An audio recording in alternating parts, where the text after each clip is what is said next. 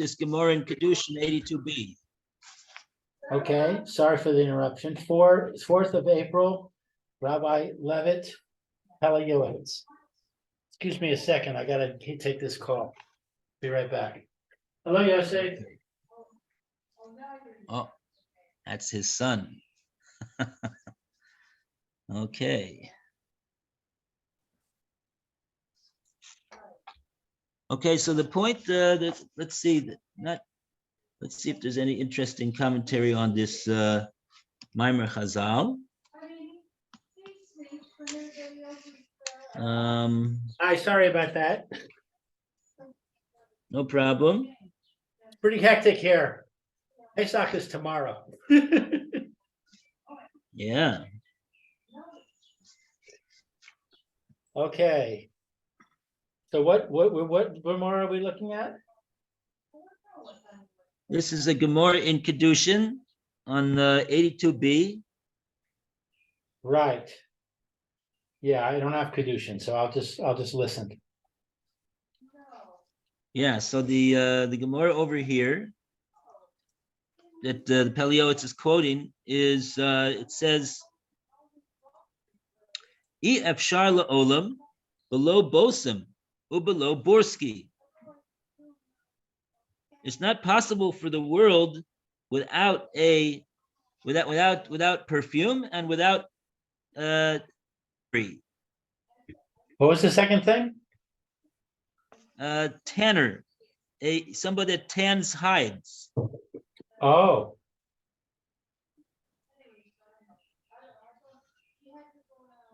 Oh, actually, the Tosfos Ria Zaken says over here, Makabitz Soas Klavim.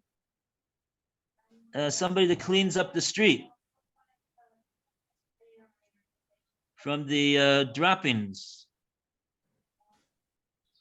of dogs. I don't know why dafka dogs as opposed to any other animal that's also in the street. Anyway, Pele Yoetz has brought this Gemara over here. And the point of what he's saying over here in this paragraph is that true, the Gemara says it. Take it from the Gemara. You need to have people that are selling perfume, and you also need to have people that are engaged in the profession of tanning hides.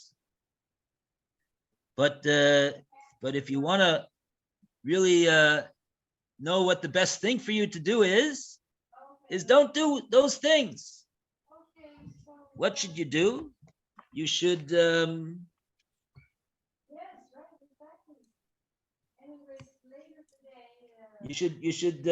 try to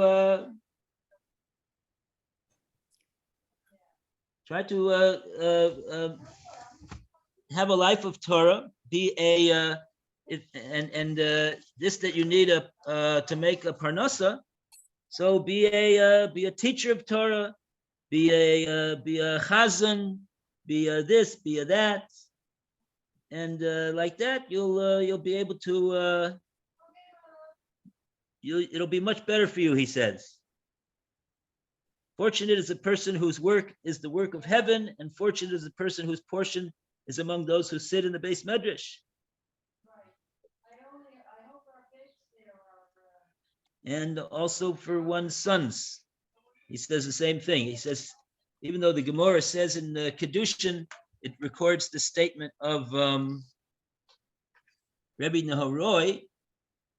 First, it's interesting. First, the first Gemara says, I think Rebbe Meir is the one who says it. He says it. Teach your son an easy and profitable umnus, so he'll be able to have enough money, and he'll be able to not have to spend all of his time doing it. And not only that, but of course it has to be nikia. It has to be an honest living, which doesn't by definition involve violations of the Torah. But then it says at the end of the Gemara, this is actually the last statement of the Gemara, last statement of the Masechta. Tanya Rebbe Nahoroi.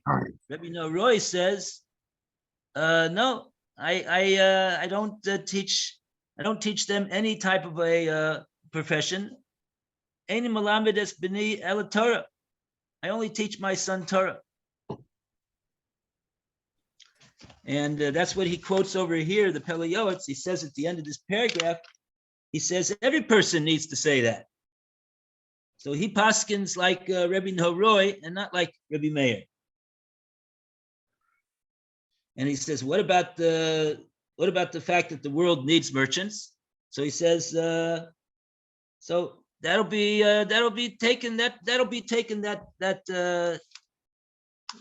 profession, that livelihood by others. But if you ask me, everybody should say to themselves, try to maximize his knowledge and his involvement and his practice of Torah together with in his life. Okay, so that's the end of that paragraph. We go to the bottom paragraph on page 382. A man who is a merchant. And Alan read the last paragraph, so we go to Lou to read this paragraph, please. A man who is a merchant and his time as one of those who sit in the Beit Midrash has passed must do all that is within his power so that his desire is in the Torah of Hashem. Whenever he is free, he must learn whatever he knows or go to sages to hear Torah teachings for the sake of keeping, doing, and fulfilling. He should never miss praying Shachris, Mincha, and Arvis with the congregation, and affixing time for the study of Torah day and night. He must sacrifice himself for his sons that they should become Torah scholars, and he should support with all of his ability those who study Torah and serve them with all of his means. He should provide any kind of support that he can for those who study Torah, for the portion of those who watch the vessels is equal to the portion of those who go to war. They will eat an identical share. Greater is the person who facilitates the doing of a mitzvah, as you find that the Torah mentions Zvulun before Yisachar.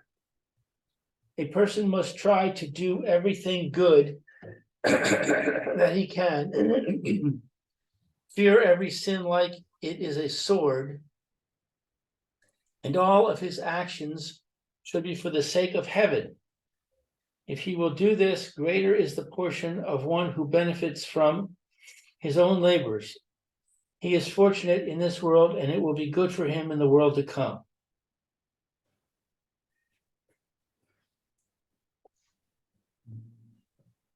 Okay, very good. So he has a very important place for those who do work for a living and engage in making a living, and that he should. So even though now he has less time to be sitting in the base medrash, but nevertheless, when he does have the time, he should certainly do so, because like that he shows he's showing Hashem tremendous Abbas Hashem, that this is what he would like to do if he was that's what he likes to do with all the time that he's not engaged in earning his parnasa. And number two, to support those who are full-time learning in the base medrash, the Talmidei Chachamim. I guess that goes together. Those that are spending their time in the base medrash on a full-time basis, they had better be Talmidei Chachamim. That's if that's what they've dedicated their lives to, then they're not working. So they should certainly that's what they should be. It's not enough to just sit in the base medrash and not accomplish anything. You got to accomplish. And if they do so, their portion, their merits, I'm assuming he means will be identical to those that are sitting in the base medrash the whole time and becoming Talmidei Chachamim. As he mentions that Zvulun is mentioned in the pasuk before Yisachar, because he's the one that he's the one that assisted Yisachar to in the mitzvah, and the one that helps another person do a mitzvah is greater than the one that does the mitzvah.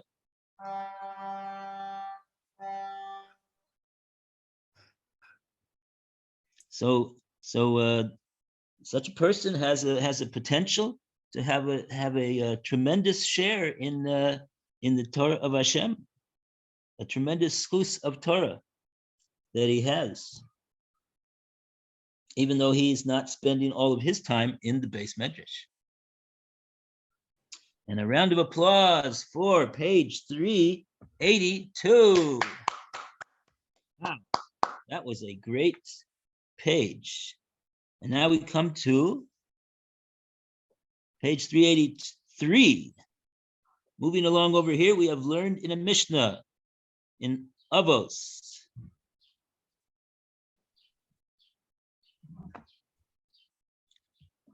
Alan, would you like to read the next paragraph for us? Yes. We've learned in a Mishnah, woe until human beings from the insult of Torah. The commentators explained that a person who learns Torah is prepared to whom they say, count gold coins, and whatever you count will be yours. Certainly this person will not tire or fatigue from counting the entire day and night. If he will be lazy and not count any coins, behold, he has disparaged the gold and admitted that they are not important in his eyes. So too is this matter. Furthermore, they explain that this is an insult of Torah, because whoever does not engage in the study of Torah is called rebuked. This means that the Torah is to be disgusting in his eyes to the degree that he prefers to be called rebuked. Example, excommunicated rather than engaged in Torah study. There is no greater insult than this.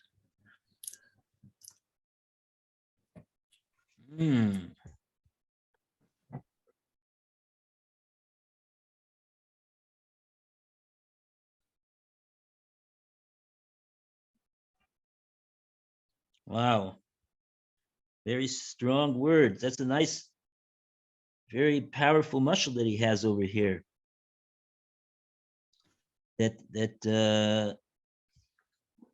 Imagine if you tell somebody, listen, there's a room over there, go in that room, it's filled with gold coins. And you don't even have to make the effort, the physical effort to schlep them all out of the room. No, that would be too hard for you. That'd be too hard. That's the gold is very heavy, and you could your back could go out if you strained yourself too much. No, all I want you to do is count the coins. Did anybody's back become displaced because he was counting coins? Anybody get injured because he was counting coins? That's not hard physical labor. That's an easy job. Just count the coins, and every coin that you count is yours. Wow. So that's what it's like. That's really what the whole thing is. Somebody who understands what Torah is, that's what it's like. It's the easiest thing in the world to do. it's enjoyable, it's interesting, it's and especially today that you have art scrolls, like even you don't even have to you get a lot of help and assistance in understanding what it is that you're learning, and like that, it's so geschmack. So that's what it is. Count the gold coins, and whatever you count will be yours. Imagine that. Someone who understands the importance of, and then he has some rather harsh criticism for those that don't understand that. And he didn't even say, like he usually says, Hashem, who is good, should atone for them. Rather, he applies to them what it says in Avos: "Woe to the people from the insult of Torah, el bono shel Torah. They disgrace the Torah by not learning it. If they only knew how valuable it is for the world, and we're not even talking about for the world, just who wouldn't want to have gold coins? Just count them and take them home, or yeah, okay. So that's that paragraph.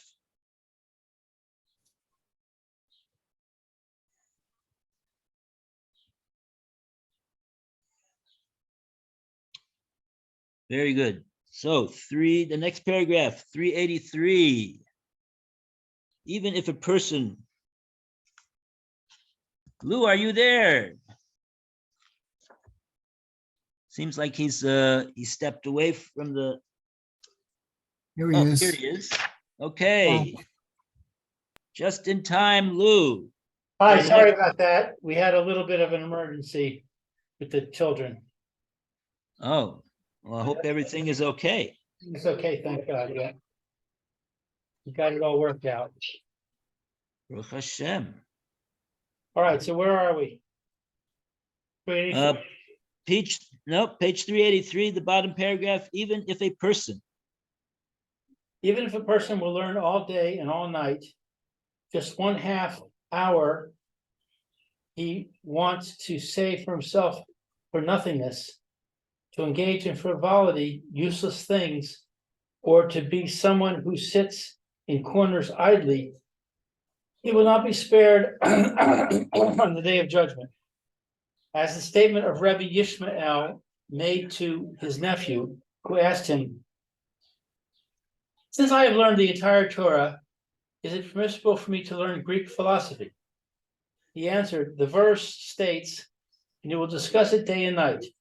Go out and discriminate a time that is not from the day or the night, and in it you may learn Greek philosophy.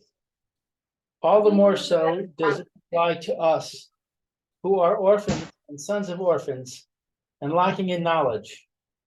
For we have become very low, and it is written, 'Do not release me until my saliva is swallowed.'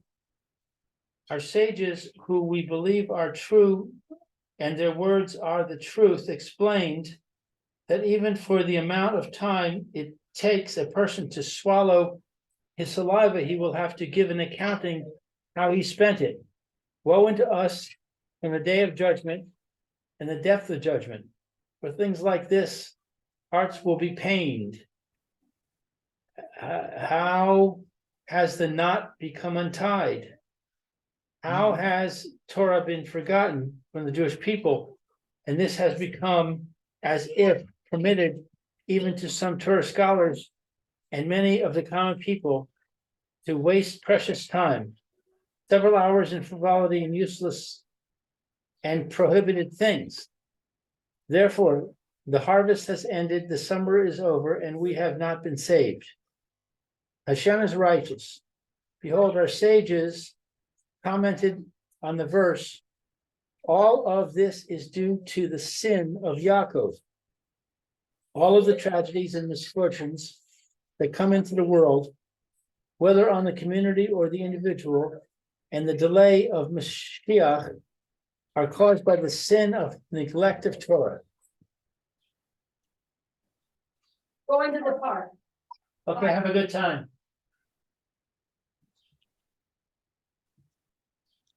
Wow.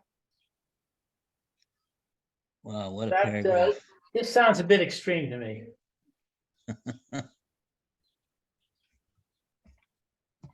Yeah.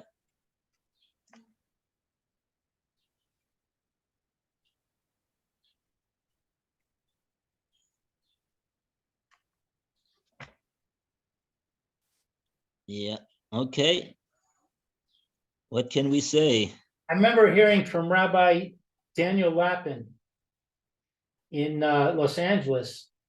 He said one time he was giving a talk and we were talking about this idea of secular learning and Torah learning. And he said everything is in the Torah, but because of our level of midos, we're not capable of learning it all from the Torah directly. And therefore it is appropriate within bounds, within rules to learn some things in a secular context in order to round ourselves out.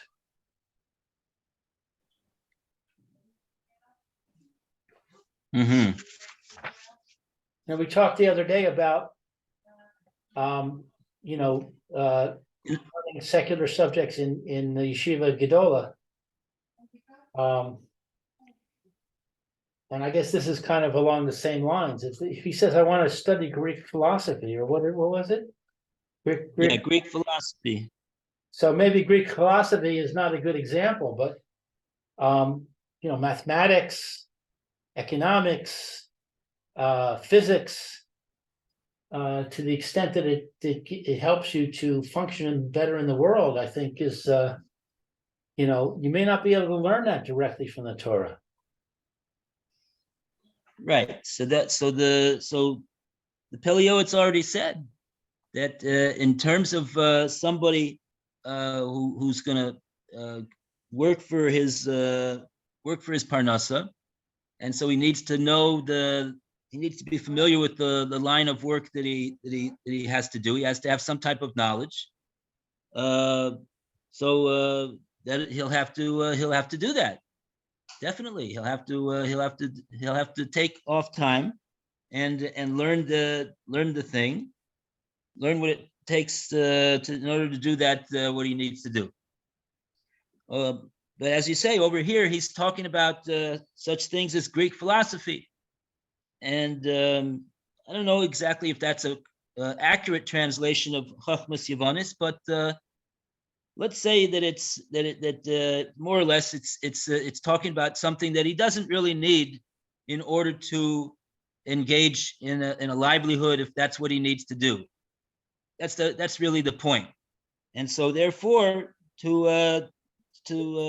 and furthermore, I don't know if anything in that in that what he would learn over there would be contained in the Torah, because the only thing which is contained in the Torah is things that are true. So everything which is true is in the Torah. Somebody learns it from the Torah, he gets a mitzvah of Talmud Torah, just like he gets a mitzvah for learning any part of the Torah. If he learns it from not from the Torah, so it's just a preparation for him to be able to engage in a parnasa, so that he could make parnasa, and that's necessary. It's not called bittul Torah, but at the same time, it would not be called Talmud Torah. What if he's learning it in order to enhance his study of Torah? For example, mathematics. There's a lot of mathematics in the Torah.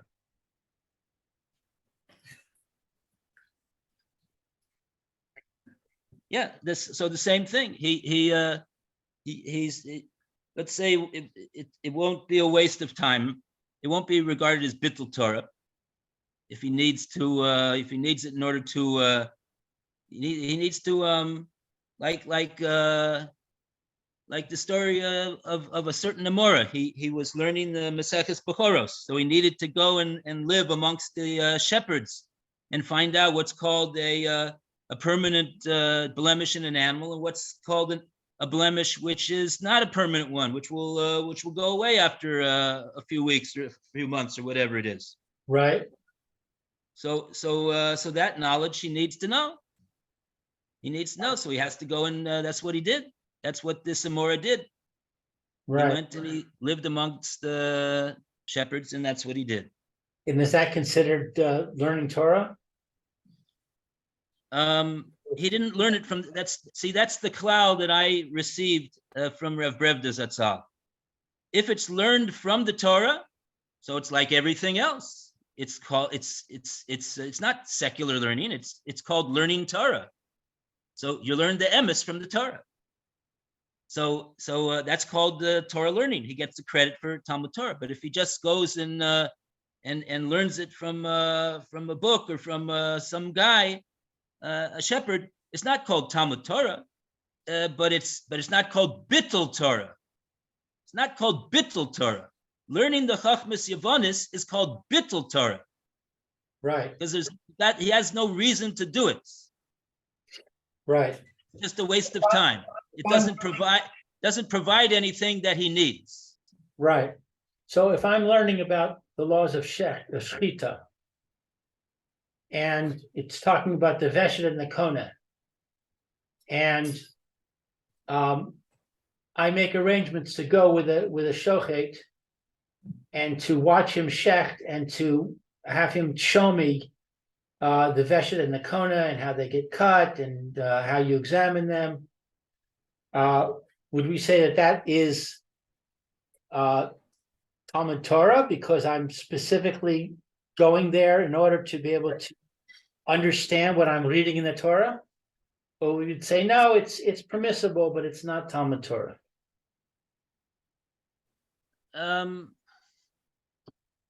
You're not learning the even though it's necessary in order to engage in the study of Torah, but you're not learning it from the Torah.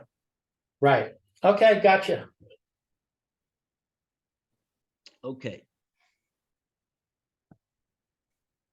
This is what they say about the Chazon Ish. The Chazon Ish, when he was sitting there in Bnei Brak, and people would come to him and they would ask him about medical procedures and surgeries and this and that. And there's one instance, it's printed up in the biography that he not only did he recommend to the person that he should do the surgery. That's what the person was coming to the Chazon Ish to ask him for.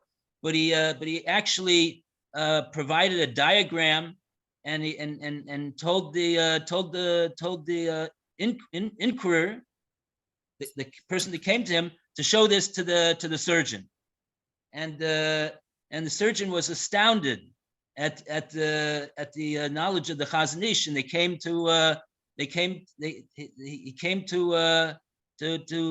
find out who and he says, where is Dr. Chazanovich? They assumed that he was a professor in a specialist in this subject of surgery. But the Chazon Ish learned it all from the Torah. If you'll ask, how did the Chazon Ish know that? Well, Hashem, that's what it says in Avos. Hashem reveals things to people that have Yireh Shamayim.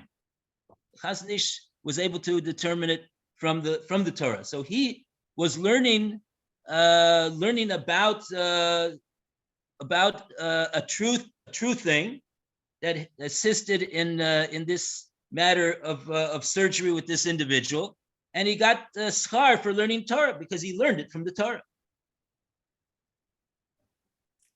And granted, not every person is able to do that, but that's the point. It's all there. Everything in the world which is true is there.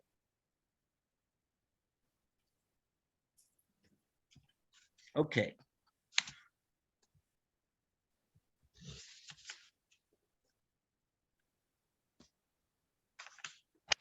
What do we have over here now?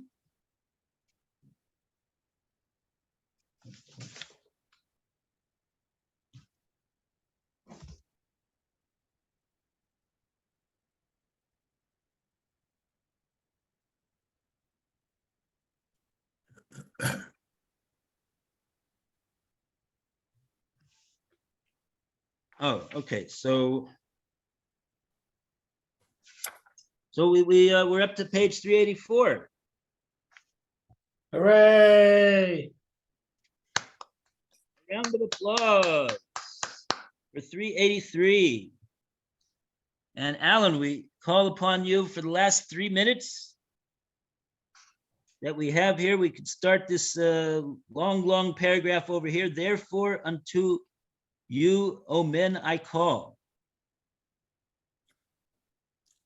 Therefore, unto you, O men, I call, the sons of the living God. Be strong and let us strengthen each other for the sake of our God.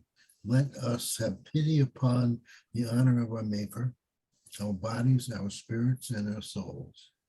Let us not commit suicide. Believe in our holy Torah and the words of our holy sages. From here and on, let us not waste a moment of precious time. Rather, let us converse in Torah when we lie down and when we rise up, and let us rejoice and exult in the words of Torah and mitzvahs, and speak in them day and night. Perhaps then Hashem will reconsider cause his redemption to flourish and bring his Messiah closer. A merchant should not say, what else is my obligation, and I will do it. Behold, I've learned this number of Tehillim, such and such an amount of the Holy Zohar and the Madot, etc. I'm already weary. Someone who is a real Torah scholar can engage in Torah study all day, but in these kinds of learning, it's impossible to engage all day. This too is vanity. Behold, the sages and who remark, if someone that does not know how to learn and repeats 36:22, and the sister of Lotan was Timnah, the entire day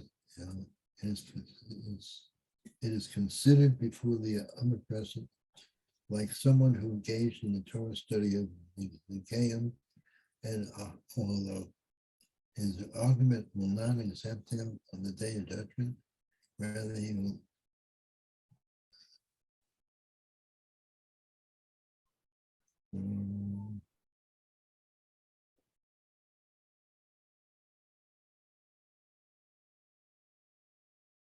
rather he must make an effort and review his learning even 1,000 times, but never to sit idly for the honor of Hashem and the honor of his Torah.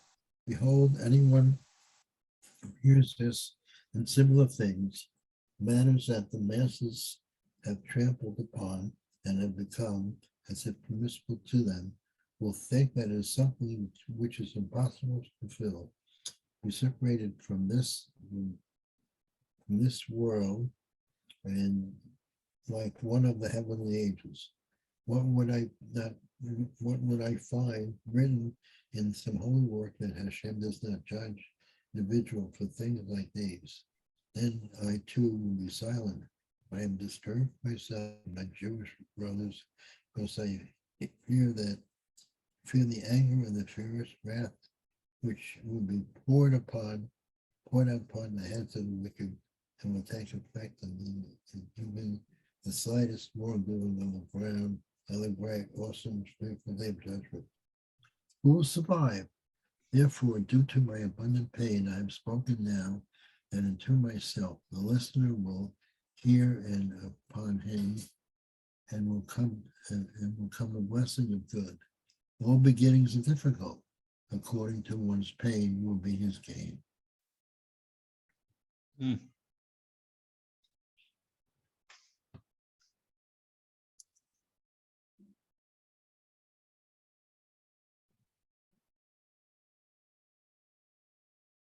Hmm.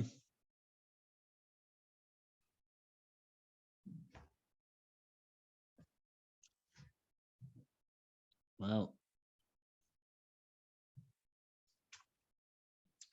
Okay. What can we say?